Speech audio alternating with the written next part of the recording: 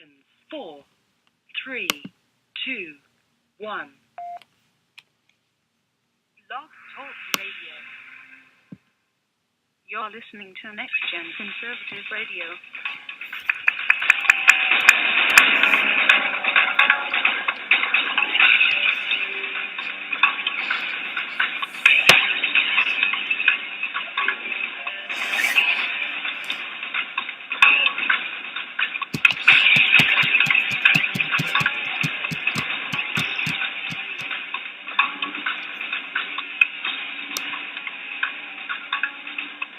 You have entered the analysis zone, a place where political correctness is non-existent.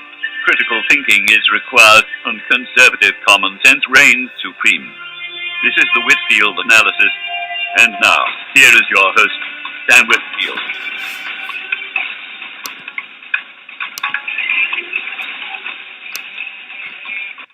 Morning glory and evening grace, America. Sam Whitfield, once again imitating Hugh Hewitt. I am going to be using the morning glory, evening grace catchphrase as my own. Sorry, Hugh, you're not the only cowboy in town using that phrase anymore. How are we doing tonight, folks? I know I'm doing pretty good. Had a good weekend. My grandparents were in town.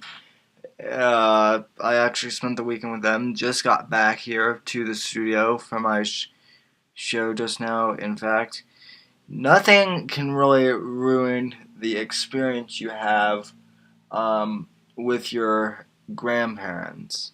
You know, they're very special people. Anyway, folks, I'm here to talk the usual politics in the usual election. Mumbo jumbo, all that stuff. It's just me tonight, no guests, so this is going to be another monologue. But the telephone number, I always like to take callers, though, so if there are any callers here I want to call in, the number to call in is 714-816-4740. And email me at theanalysisnow.wordpress.com and go to that website and hit the contact Sam button and fill out the info there. That's the easiest way to reach me. Alright, folks, so we've got the election. We've got a whole bunch of things I want to cover today. One of them, there are a couple of things that have really been bothering me this week, which I really have to get off my chest. And they have to do with our Commander-in-Chief. No doubt. Our Commander-in-Chief has been bothering me a great deal. Mostly with his comments on, I believe I tweeted this out on I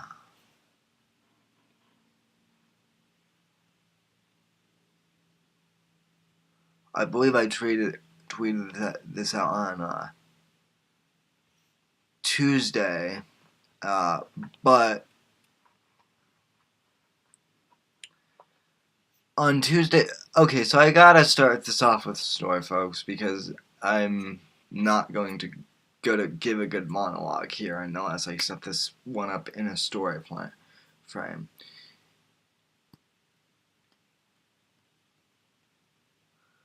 But, so the easiest way to start this story is this. So it's Tuesday night. It's about 8 o'clock, 8:30-ish at night. And I'm winding down. I've finished my homework. I submitted a blog post, too, which I'll talk about here in a sec. But I've finished my homework, I've got my blogs done, my emails are done, NGC, everything's done for the show. I emailed Guy Benson that night to thank him for coming on the show. Stuff like that. And I'm winding down, so I head upstairs. I've got my iPhone up in my room. I've got some jazz music playing. The Dave Brubeck Quartet. Love the Dave Brubeck Quartet. Love jazz, just in general. By the way, for those of you listening, for those of you watching on Ustream, that jazz group I played the other night was called the Blue Knights. They're an old band from the 90s, but lots of people don't hear their music, so and that's why I was playing it on the air on the TV the other night. Anyway, so I'm playing some jazz and starting to get ready for bed. And my iPhone goes off. And I forgot which news app it is. I think it was Stitcher, which is a radio app, actually. And Stitcher comes on, and the headline, the push notification I got was, Obama promises to do whatever necessary to keep Iran from attaining nuclear power. And everything in my head just stopped. The music was still going, but my brain got so overflooded with thoughts that it was hard to calm down or pay attention to any of this. The nerve, the audacity of that man. I have never. I don't think I've ever gone into a rage mode like I did the other night. I mean, I wasn't hitting stuff, but I was mad.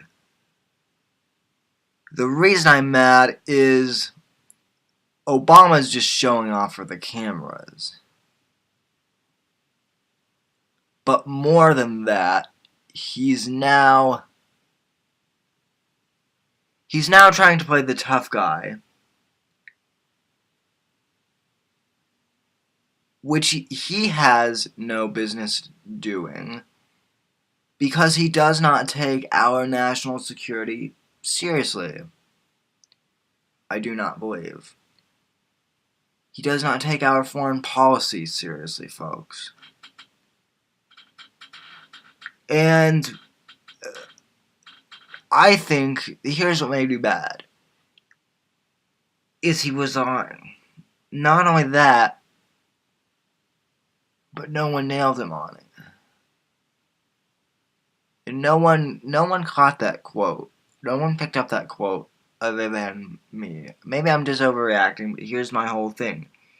He's vowing to keep Iran from getting nuclear power, and yet he has not taken any steps. He has not taken any steps that I know of to make sure that doesn't happen. In fact, folks, he's done just the opposite. He has shunned Israel and Benjamin Netanyahu, our closest ally, in making sure that Iran doesn't have nuclear weapons. The president is full of bull. And I know he is, because if he was serious about keeping Iran from getting nuclear power, he would be meeting with Israel every chance he got. This is the president who was saying, "Oh yeah, we're gonna make sure that Because that's what he does.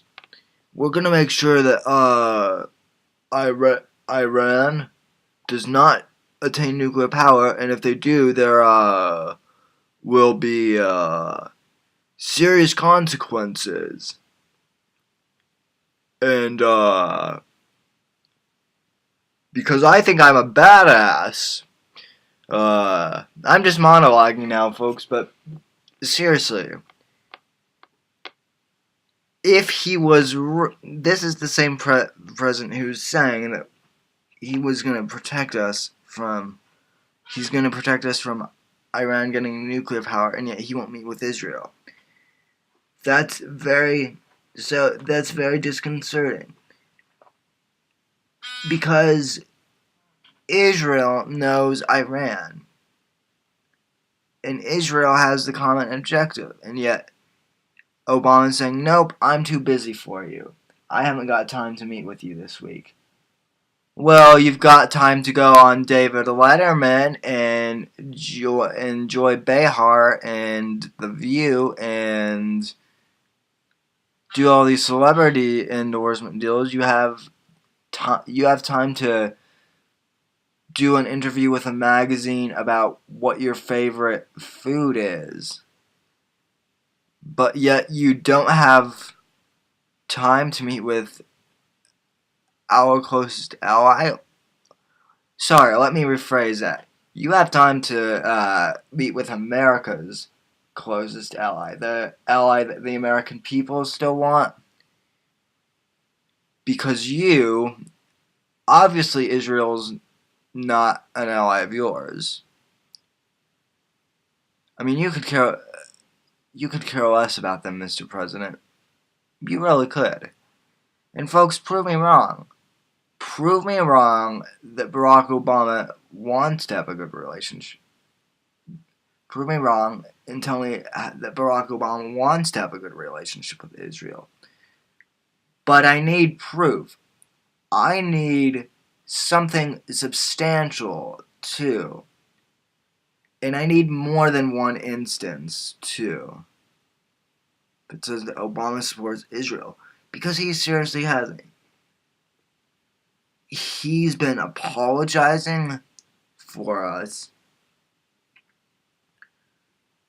He's been saying that we need to improve Muslim-American relations here in this country. I've never heard him.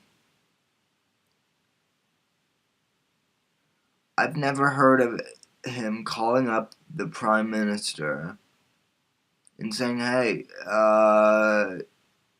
can I come to Israel next week? I'd love to sit down and have dinner with you and talk this thing over. I understand that you have some concerns, and we're your closest allies, and that's what we're going to do. We're here to help you, my friend. He has not done any of that, folks. I mean, he left Netanyahu in the basement of the White House last time he talked to him. Last time Netanyahu was at the White House.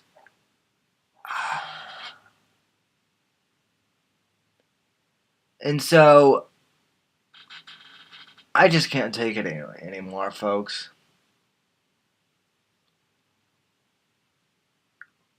I can't take the lies that he puts out anymore. Not when they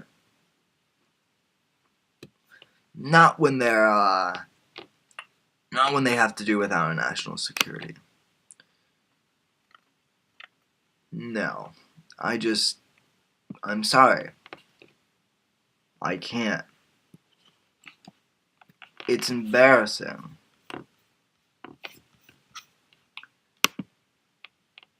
He is not only now acting like an imbecile, but he is now also endangering. He is now endangering the country.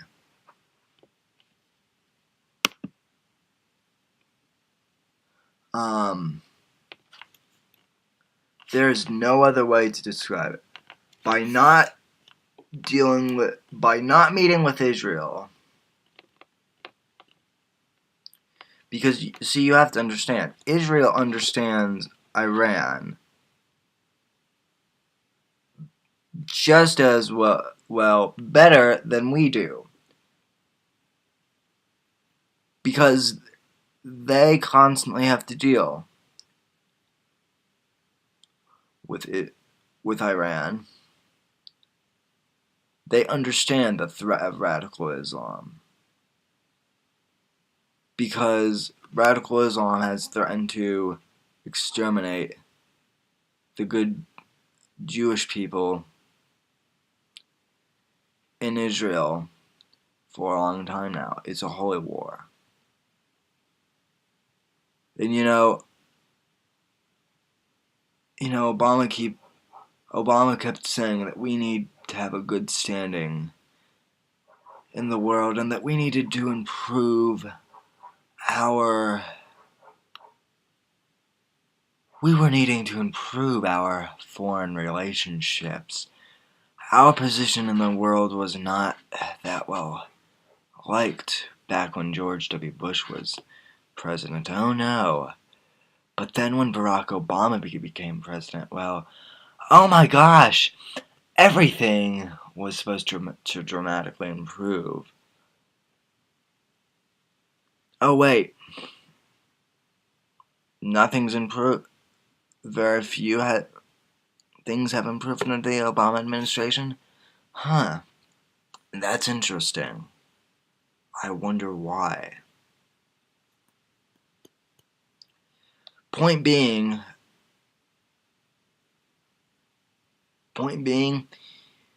Obama's blatantly lying to us.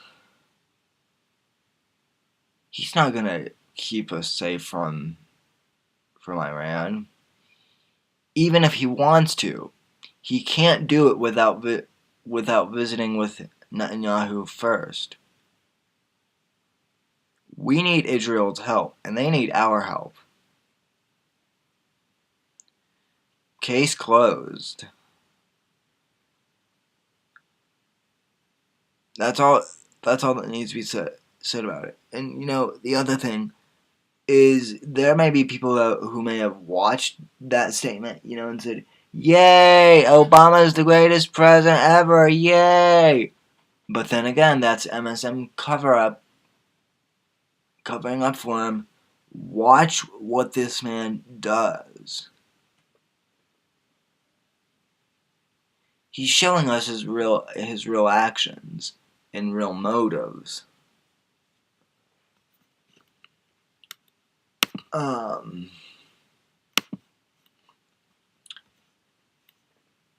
It's just amazing.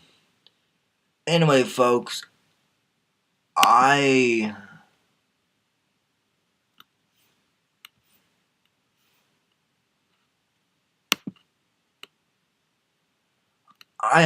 got a couple articles for you. As some of you may know,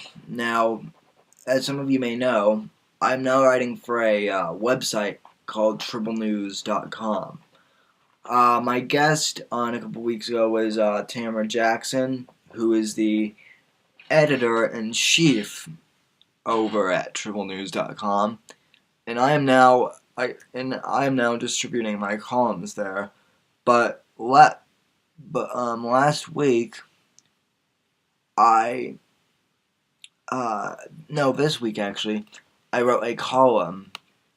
A little bit of background: Hugh Hewitt, who I admire and respect, greatly.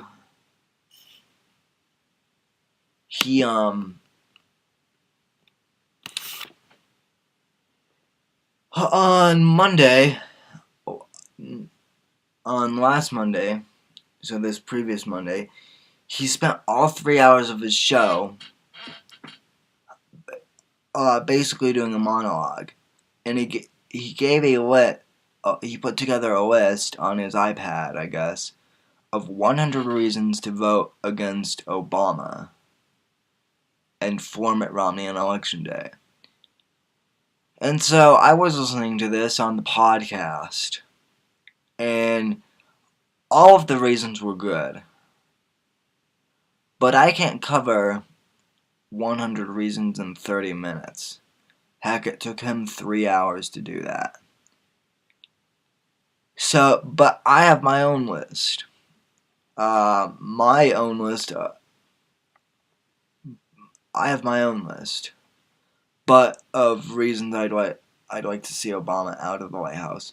My list only contains 5 reasons, and I only did 5 because I put this list together for my peers who are in high school. And considering that we have to, as high schoolers, we have to read a lot of stuff for classes, and that a lot of us get bored with long papers, me included, a lot of people have been asking why, a lot of people in my age group have been asking why they should vote against Obama. And so I put together this list and posted it to both my blog over at The Analysis Now and over at triplenews.com. And you can read the article over at Triple News. It's under politics, and I'll post a link to it on my website. You can also read the original column there. But here are my top 5 reasons. And they don't really rank in like importance. They're all important to me, so no. But there's no method that is like super important to me. They're all important to me. But so here they are. My first reason I had on the list of why Obama shouldn't be voted back in is because the economy that Obama promised to fix actually worsened, and it shows no signs of improving while he's president. Now, folks, that's all I wrote on the column, but I want to go a little more in depth. I have the chance here on the radio. The stimulus bill did not work. The stimulus bill package failed. We are $16 trillion in debt. He managed to rank up half. He managed to increase the deficit a whole bunch while he's been president, and that's just been in 3.5 years.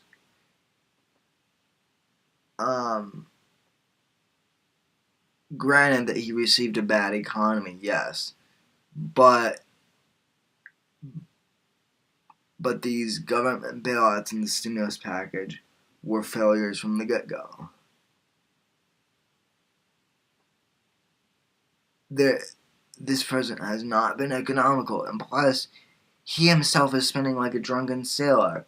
Do you realize that we've been paying not only for his trips as president of the United States, but we've also been paying for Michelle and the kids to go on vacation? Yeah, that's us paying for the vacations to Disneyland. That's us paying for the extravagant dinners. All of that. And so, Obama's not improving the economy. He's not going to while he's president. I think that's pretty straightforward.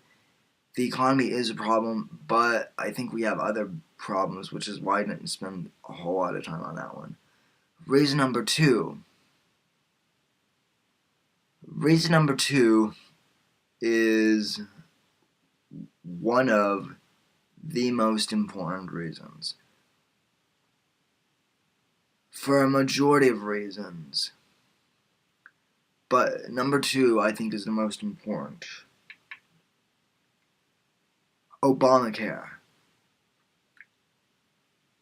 The majority of Americans did not want Obamacare. And yet, folks, the president forced it down our throats anyway. And Obamacare violates our rights given by the Constitution. And how does it do this? It forces businesses and individuals to buy into a system. Okay, now I have a problem with the government forcing citizens to buy into government systems anyway if they don't want to. But then again, but to make it even more worse, all the experts, all the economists and whatnot, say that Obamacare is overpriced and ineffective. So we're buying into an overpriced and ineffective system. Next, this is my biggest problem with the mandate. The mandate also violates religious freedoms by forcing the Catholic Church and other religious institutions to provide items and services against their faith, i.e. contraceptives, condoms, and whatnot. I'm not saying that condoms or birth control pills are bad, but I think it's up to the individual to buy those. We should not have to pay for each other's condoms or birth control pills. That's your business to buy that, not the rest of us. And that's all Rush Limbaugh was saying back in February. That's all he was saying, is that we shouldn't be forced to pay for Senator Fluke's birth control pills if she's going to act like a slut, which she did. And people got all upset about that because they totally missed what Rush said and got all hung up on the slut comment. Pay attention, folks. So the government is now forcing us to buy into the system and violating our religious freedoms. Lovely. Number 3, another important reason. We just talked about this. But to sum it up, my conversation about my rant about Israel and how mad I am with Obama, here's basically what I have to say about that in short. Obama treats our allies like enemies and vice versa. This has actually been amazing to watch, folks. It really has, if you've been sitting from my side of the chair. He has refused to meet with Prime Minister Netanyahu of Israel.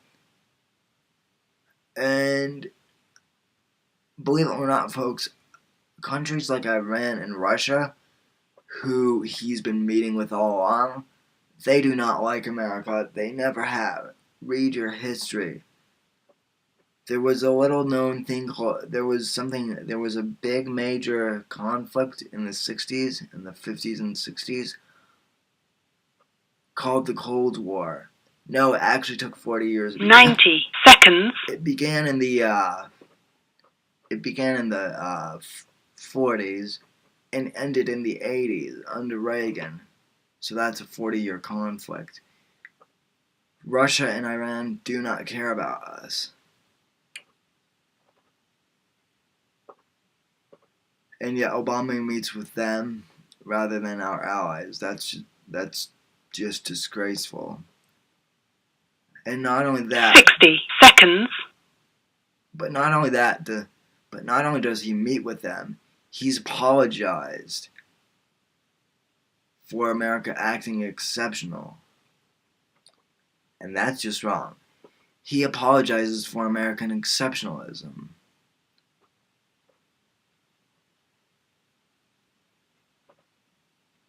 And that's just wrong on so many levels, folks. I'll go into all of these more in depth in another show. Number 4, Obama has downright lied to the American people on everything from government transparency to the border security. Obama promised to keep his administration 10 seconds. open and transparent, folks. and yet he has done nothing but keep government secrets and hide vital information from the American public. Remember that good quote from Nancy Pelosi? We can't pass the bill until we find out what's in it. Yeah, that's Nancy Pelosi, folks. Boy, I'm getting tired here. And it's 5 o'clock, so we're off air and we're doing the podcast version now. But he's lied on government transparency. He's lied on Obamacare. He's lied on basically almost everything I can think of, folks. You name any one thing, I bet he's lied on it. And it'll be interesting to watch the debates on Wednesday because he's going to lie to the face of the American people. I can tell when he's about ready to lie. I can see it in his face. He's going to lie at the debates, folks, because that's all he can do. His administration has been a shamble the last couple of years. There is nothing he can say. The only thing that he could say would be true, that I'd be okay with, is I gave the order to kill Osama bin Laden. That's the only thing, though.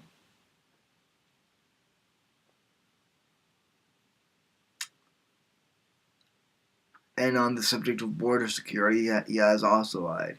He is trying to cover up the Attorney General's involvement in Fast and Furious. It was a botched plan. It was a stupid plan that they had. And Obama knows it, and he's still trying to cover his ass anyway. And finally, number 5. This may be, and this is actually, to me, the most important reason to get rid of Barack Obama. At number 5, Obama wants to fundamentally change who we are as a country. This is a man whose ideology, whose socialist and even borderline communist ideology stands directly against what our founding fathers intended. He is ashamed of American. He is ashamed of our greatness and feels that American exceptionalism is no longer what this country needs. And in my mind, folks, this is the number one reason why Obama must lose the election. Anyone who is saying that he wants to fundamentally change the United States of America and its fundamentals, they need to go. This man is dangerous. And I'm sorry, folks, but the gloves have to come off. With this close to election, it needs to be said. Obama is dangerous. There is nothing else we can say. Anyway, folks, I'll be posting a couple more columns this week, doing some more writing. In the meantime, though, take care, God bless, and from all of us here at Next Gen Conservative, have a great evening. This is Sam Whitfield signing off. Good night.